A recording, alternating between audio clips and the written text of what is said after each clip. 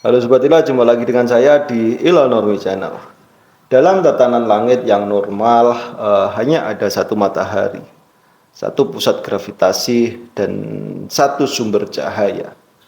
Tapi coba kita bayangkan jika ada dua matahari kembar.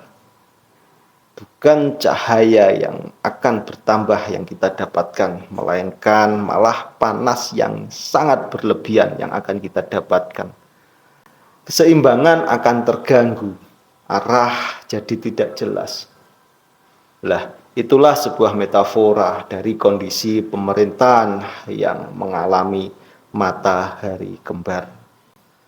Sebuah situasi di mana ada dua kekuatan yang besar, dua kekuatan besar yang sama-sama ingin mengendalikan arah dari negeri ini.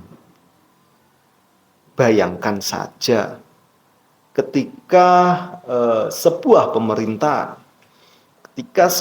pemerintahan, lah di situ ada dua matahari yang bersinar sekaligus, terang, panas, dan saling menyilaukan. Nah, itulah yang disebut dengan matahari kembar dalam wilayah suatu pemerintahan tersebut. Di dalam dunia politik, istilah matahari kembar itu sebetulnya menggambarkan sesuatu yang sangat negatif sekali. Negatif kenapa? Ya, matahari kembar di dalam dunia politik itu menggambarkan adanya dualisme kekuasaan.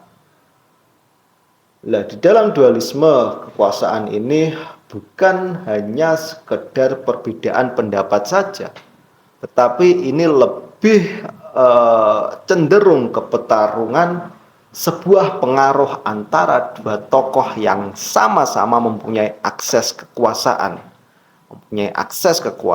mempunyai akses sumber daya alam, dan mempunyai akses kepada jaringan-jaringan politik yang ada di dalam sebuah negara tersebut. Nah, fenomena ini bisa terjadi antara misalkan presiden dengan wakil presiden, presiden dengan ketua partai, atau bahkan presiden dengan mantan presiden yang masih berpengaruh secara politik maupun simbolik di dalam suatu wilayah negara tersebut.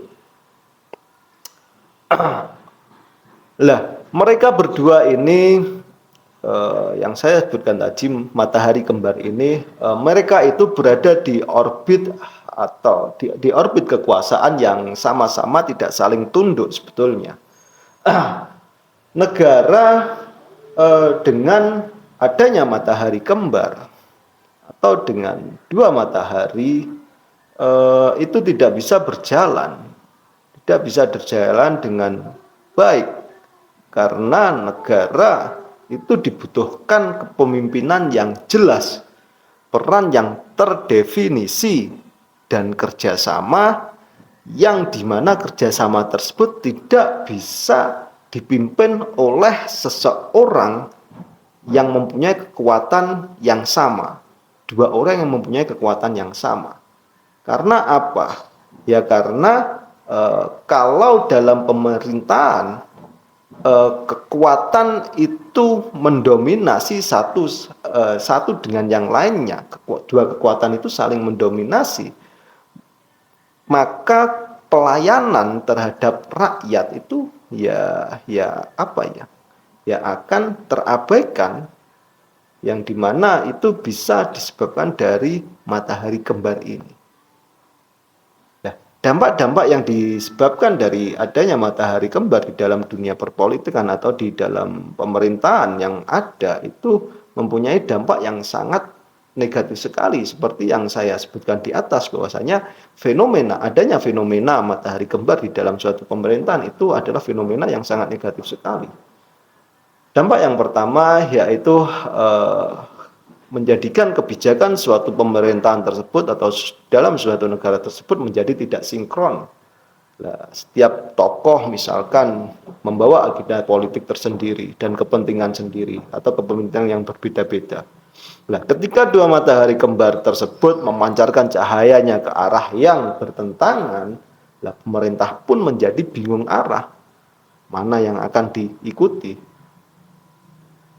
Berdampak apa? Ya proyek-proyek strategis untuk kesejahteraan rakyat akan tertunda. Karena apa ya? Karena ada tarik-menarik kepentingan itu, matahari kembar tadi. Dampak yang kedua yang disebabkan dari adanya matahari kembar ini yaitu muncul polarisasi di dalam birokrasi. Misalkan aparat negara, menteri, gubernur, hingga ASN itu bisa terbagi loyalitasnya. Sebagian mendukung matahari pertama, sebagian mendukung matahari kedua. Dan hasilnya birokrasi kehilangan netralitas dan pemerintah tak lagi solid.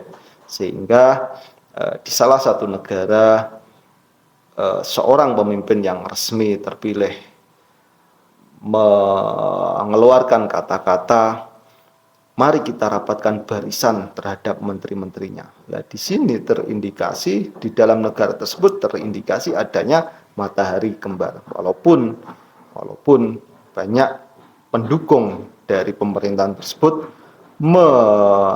menolak pendapat adanya matahari kembar itu. Dampak yang ketiga dari adanya matahari kembar dalam suatu pemerintahan itu ya bisa konflik internal. Konflik internal itu bisa membesar dan bisa menjalar kemana-mana. Hal ini disebabkan ketika satu pihak itu terasa terpinggirkan, mereka itu mulai membangun kekuatan sendiri. Nah, ini sering berujung pada reshuffle atau pemakzulan. Reshuffle kabinet misalkan atau pemakzulan atau intrik-intrik politik yang menguras energi dan menciptakan suasana yang tidak produktif.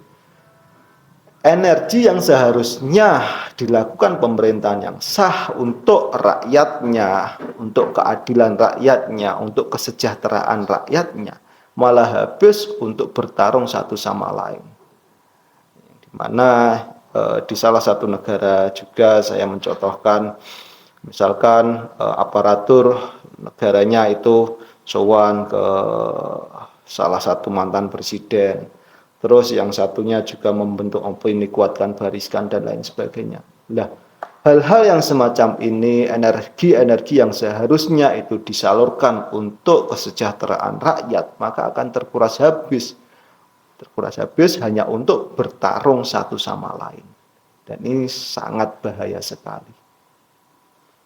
Dampak yang keempat dari adanya matahari kembar di dalam suatu pemerintahan, yaitu adalah lambatnya pengambilan keputusan.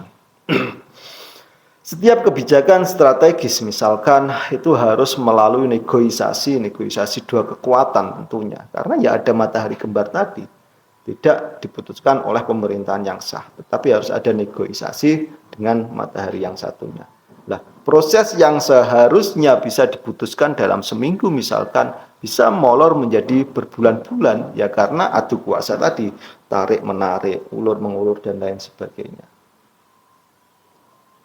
Dan yang paling dirugikan ya tentunya rakyat yang memilih pemimpin yang sah pada waktu ini, yang dimana rakyat sangat berharap sekali dari pemerintahan yang sah, keadilan, kesejahteraan, itu sangat berharap sekali. Tetapi dengan ada matahari kembar ini, tentu rakyat yang dikorbankan. Kebijakan-kebijakannya itu sangat tidak pro rakyat sekali, atau bahkan ya terlambat.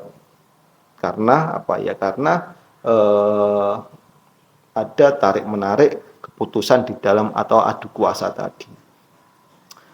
Dan mirisnya celah ini itu seringkali dimanfaatkan oleh kepentingan-kepentingan kelompok tertentu, baik dari kepentingan oligarki, kepentingan penguasa-penguasa yang culas, maupun elit-elit politik yang ingin mengambil keuntungan dari perpecahan ini.